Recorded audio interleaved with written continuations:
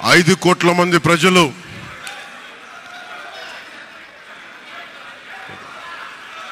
మీరు కూడా కూర్చోండి. చాలా చారిత్రాత్మకమైన తీర్పిచ్చిన రోజు ఇది. ఏ మాటకైతే మనం కట్టుబడి ఉన్నామో ఆంధ్రప్రదేశ్ ప్రజలకి జవాబుదారీతనంతో ప్రభుత్వం స్థాపిస్తాం, ఏ మాట మీద మనం చెప్పామో కూటమి ప్రభుత్వం ఆ మాటను నిలబెట్టుకుంటుంది. ఈరోజు మీ అందరికీ జనసేన పార్టీ ఆఫీస్ కేంద్ర కార్యాలయం నుంచి, ఈ వేదిక నుంచి ఒకటే చెప్తా ఉన్నాను మీ అందరికీ, వైసీపీ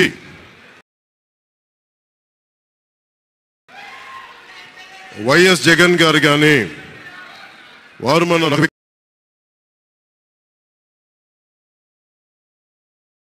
వ్యక్తిగతంగా నాకు శత్రువులు కాదు. ప్రజాస్వామ్యానికి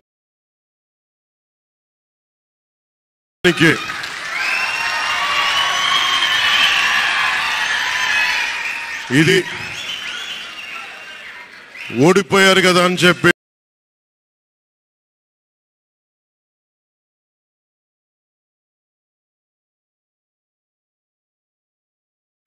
జనసేన నాయకులుగా గుర్తుపెట్టుకోవాల్సింది. ఇది కక్ష సాధింపు సమయాలు కాదు, 5 కోట్ల మంది ప్రజల కోసం పనిచేసే సమయం ఇది. 5 కోట్ల మంది పైచిలకు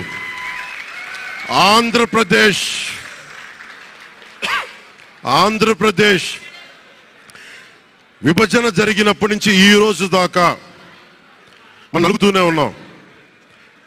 ఆ రోజులు అయిపోయినాయి, ఆ చీకటి రోజులు అయిపోయినాయి.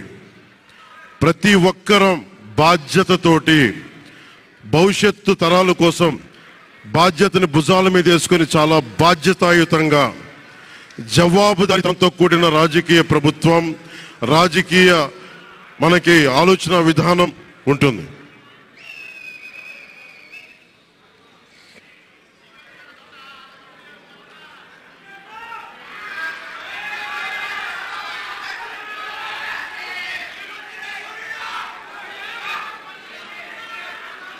నేను ఆలోచిస్తా ఉన్నాను, ఒక క్షణం ఏం మాట్లాడాలి ఈరోజు అని.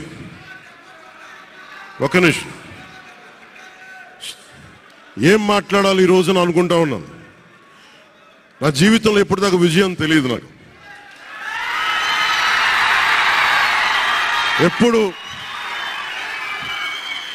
ఎప్పుడు ఒకే ఒకసారి సినిమాల్లో ఉన్నప్పుడు తొలి ప్రేమ అనే విజయం చూశాను.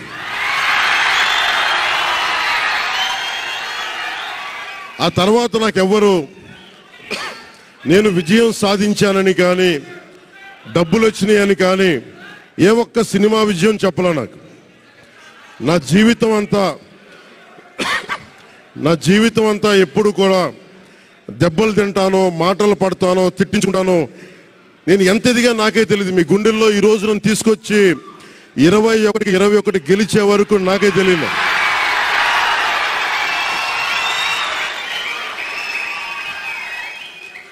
భారతదేశంలో 100కి 100% కొట్టామంటే జనసేన.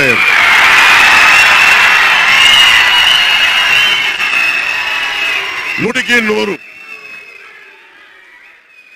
ఇది ఎందుకు ఈ విజయం జనసేన లేదంటే జన సైనికులు, వీర మహిళలు, జనసేన నాయకులది కాదు, కేవలం వారిదే కాదు, 5 కోట్ల మంది ప్రజల ఆకాంక్షదే. మార్పు కావాలి,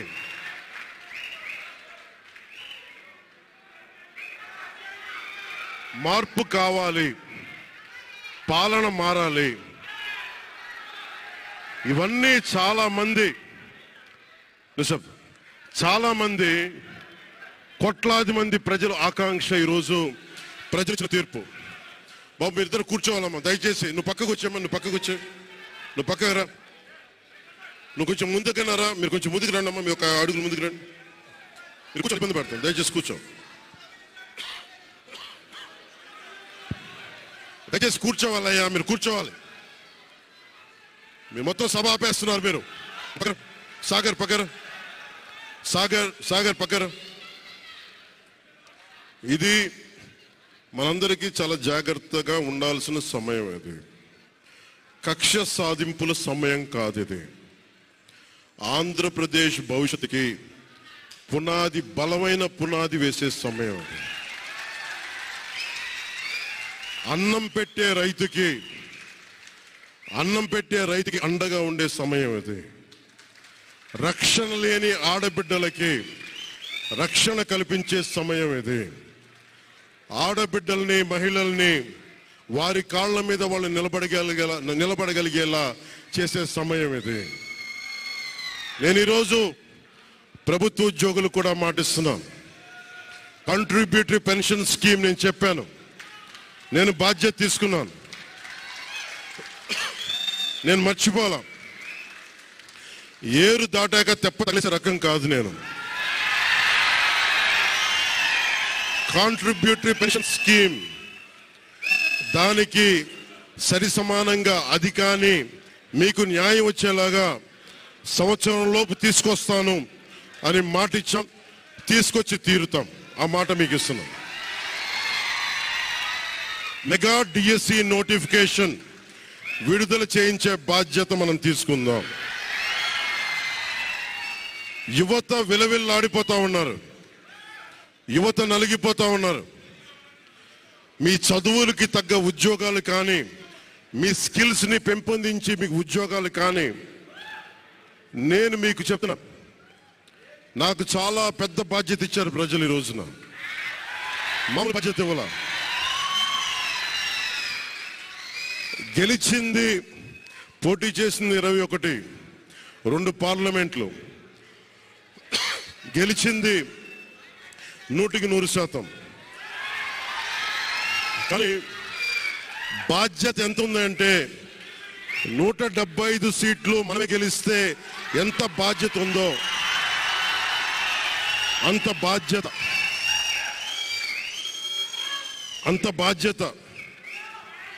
బాధ్యతతో మేము పనిచేస్తాం. యువత నలిగిపోయి నేను మర్చిపోలేదు. ఆడబిడ్డలు ఇబ్బంది పడిపోయారు, మేము మర్చిపోలా. సగటు మధ్యతరగతి మనుషులు నలిగిపోయారు. రోడ్లు వెయ్యేలా గుంతలు వేశారు, అరాచకం చేశారు.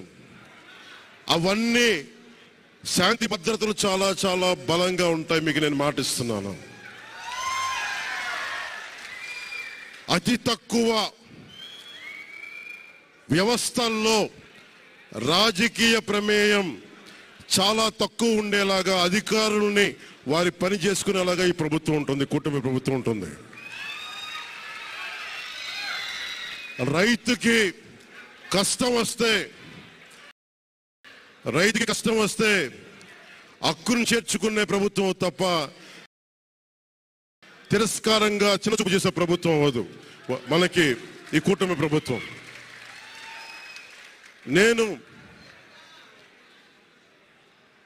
నాకు రాజకీయాలు డబ్బు అవసరం లేదు. నేను మీకు మళ్ళీ చెప్తున్నాను, మీకు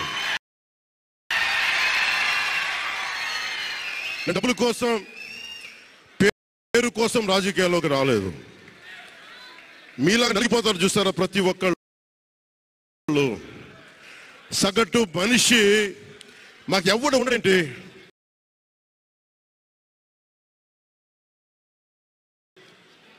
నా కులం లేదు, మతం లేదు, నా కష్టాన్ని ఎవరు చూడరేంటని ప్రతి ఊర్లో ఉండే ఒక సగటు మనిషి అనుకుంటాడు. ఆ మనిషి కష్టాలు నేను చూసిన వాడిని. ఆ మనిషికి భుజం కాయడానికి నేను వచ్చాను రాజకీయాల్లో.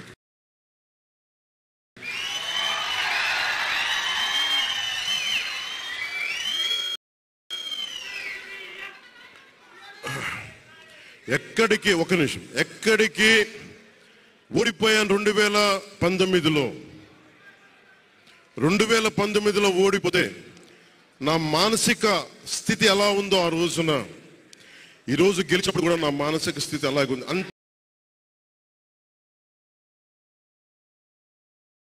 అంతే ధైర్యంతో ఉన్నా. గెలుపు నాకు బాధ్యత ఇచ్చింది కానీ అహంకారం ఇవ్వలేదు. రాదు. ఇంకా భయం వేసింది. అందరూ నాకు శుభాకాంక్షలు తెలియజేస్తా ఉంటే నాకు భయం వేసింది. ఎందుకంటే ఇల్లు అలకగానే పండుగ కాదు ఇది. ఇల్లు అలకగానే పండుగ కాదు. చాలా చాలా బాధ్యత కూడుకున్నది. భీమవరం, గాజువాక 2 చోట్ల ఓడిపోయినప్పుడు ఈ రోజున ఇంతమంది ఉన్నారు. ఆ రోజున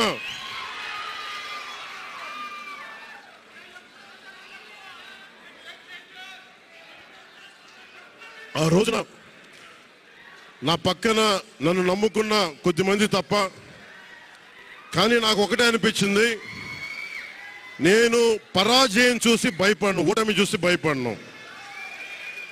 ఓటమి నాకు బలం ఇస్తుంది, ఓటమి నాకు ఉత్సాహం ఇస్తుంది అనుకున్నాను. దేనికంటే నేను ఒకటే నమ్మాను. చిన్నప్పుడు తిరుపతిలో యోగా నేర్చుకుంటున్నప్పుడు ఒకటే నమ్మాను, ధర్మో రక్షితి రక్షిత అని. నువ్వు ధర్మాన్ని నమ్మితే ధర్మం రక్షిస్తుంది అని.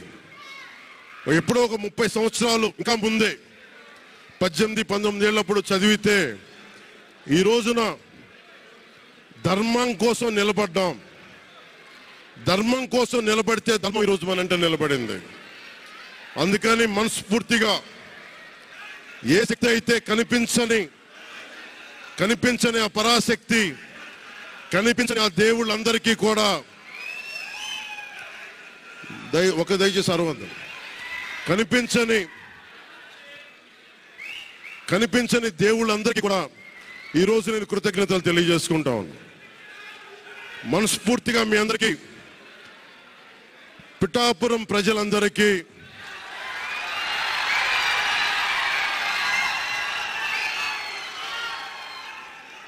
మీరు పిఠాపురం పురజనులకి, పెద్దలకి, ఆడపడుచులకి, అక్క చెల్లెలకి, యువతులకి, కథం తొక్కిన యువతకి, కథం తొక్కిన జన సైనికులకి, జనసేన నాయకులకి, తెలుగుదేశం నాయకులకి, తెలుగుదేశం శ్రేణులకి, తెలుగుదేశం నాయకులు వర్మ గారికి, వారందరికీ కూడా నా ప్రత్యేక కృతజ్ఞతలు తెలియజేసుకుంటా ఉన్నాను. మీరు పిఠాపురంలో పవన్ కళ్యాణ్ గెలిపించలేదు. కేవలం పిఠాపురం ప్రజలు పవన్ కళ్యాణ్ ఒక్కడిని గెలిపించలేదు, 5 కోట్ల మంది ప్రజల్ని గెలిపించారు. మీరు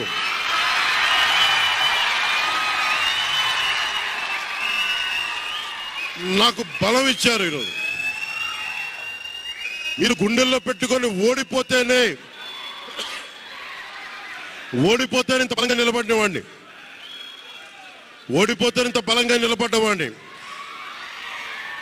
మా ఇంత గెలిపించి కాదు మీరు ఇచ్చింది, చిన్నపాటి జయం ఇవ్వాల, ఆకాశం అంత విజయం ఇచ్చారు మీరు నాకు, మాకు, మా కూటమి ప్రభుత్వానికి.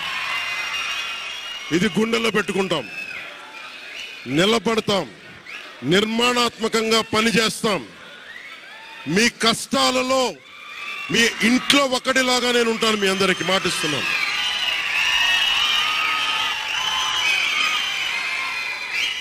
మీ ఇంట్లో ఒక్కడిగా, ఒకటే గుర్తుపెట్టుకోండి, మా ఇంట్లో మా కుటుంబ సభ్యుడు, నాకు కులాలకి, మతాలకి, ప్రాంతాలకి అతీతంగా ప్రతి ఒక్కరూ ఆలోచించాల్సింది, మా ఇంట్లో కుటుంబ సభ్యుడు పవన్ కళ్యాణ్.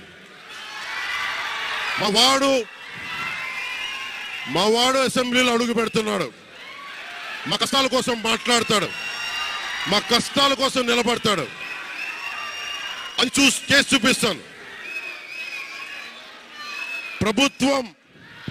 ప్రభుత్వం ఎలా ఉండాలి, అధికార యంత్రాంగం ఎలా ఉండాలి, రాబోయే రోజుల్లో మీకు అందరికీ చేసి చూపిస్తాం.